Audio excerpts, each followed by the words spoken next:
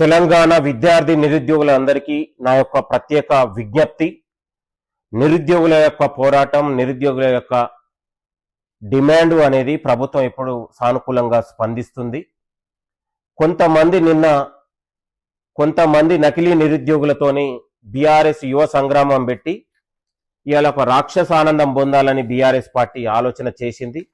ఇలాంటి నకిలీ నిరుద్యోగుల పట్ల తెలంగాణ అసలైన నిరుద్యోగులు గమనించాలని, వీళ్ళ యొక్క వ్యవహారం రాజకీయ పార్టీలకు బీఆర్ఎస్ పార్టీ దగ్గర అమ్ముడు పోయి ఇవాళ నిరుద్యోగుల ముసుగు వేసుకొని అసలైన నిరుద్యోగుల యొక్క డిమాండ్ను తప్పుదారి పట్టిస్తా ఉన్నారు.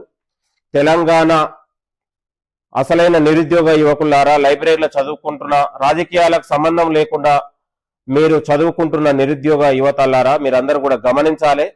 ఇలాంటి నకిలీల పట్ల మీరందరూ కూడా జాగ్రత్త వహించాలని కూడా కోరుతా ఉన్నాం. బీఆర్ఎస్ పార్టీ యువ సంగ్రామం పేరుతోని నకిలీ నిరుద్యోగుల్ని కూడగట్టుకొని ఆడినటువంటి ఒక డ్రామా లాగానే చూడాలి. తెలంగాణ విద్యార్థి నిరుద్యోగుల పట్ల, యువత పట్ల ప్రభుత్వానికి ఒక ప్రత్యేకమైన సానుకూలంగా ఉంది. ప్రతి ఖాళీలను భర్తీ చేసే బాధ్యత గౌరవ ముఖ్యమంత్రి రేవంత్ రెడ్డి గారు చూసుకుంటారు. ఖచ్చితంగా నిరుద్యోగ నిర్మూలన కోసం ఈ ప్రజాపాలన పనిచేస్తా ఉంది.